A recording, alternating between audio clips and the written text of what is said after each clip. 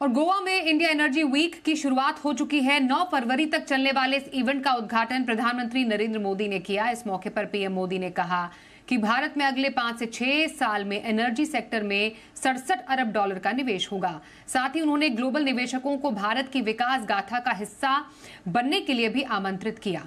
India energy week के दूसरे संस्करण के उद्घाटन के मौके पर पीएम ने कहा कि भारतीय अर्थव्यवस्था 7.5% से अधिक की दर से बढ़ रही है और देश जल्द ही दुनिया की तीसरी सबसे बड़ी अर्थव्यवस्था बन जाएगा।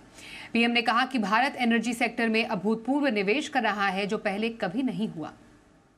हमारे साथ जी मीडिया संवाददाता अमरीश पांडे हैं गोवा से सीधे live. Amrish, India energy week 2024 की शुरुआत हो चुकी है, क्या खास है इस बार?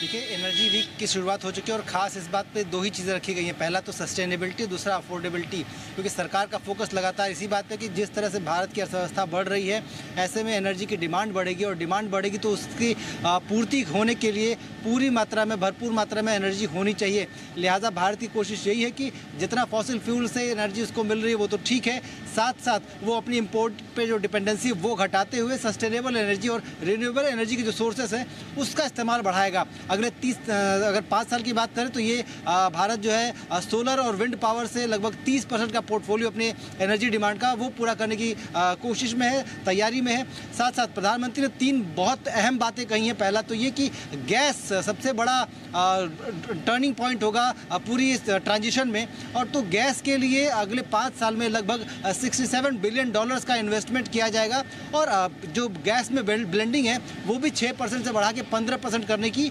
तैयारी में है सरकार।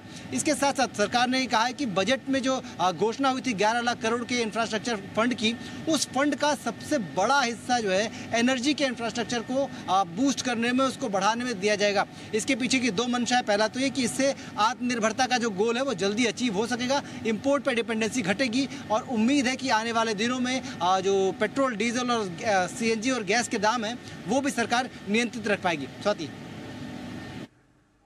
जी, बहुत धन्यवाद करेंगे अमरीश आपका इस पूरी जानकारी के लिए। तो इंडिया एनर्जी वीक 2024 9 फरवरी तक रहेगा चालू। धन्यवाद करेंगे इस जानकारी के लिए।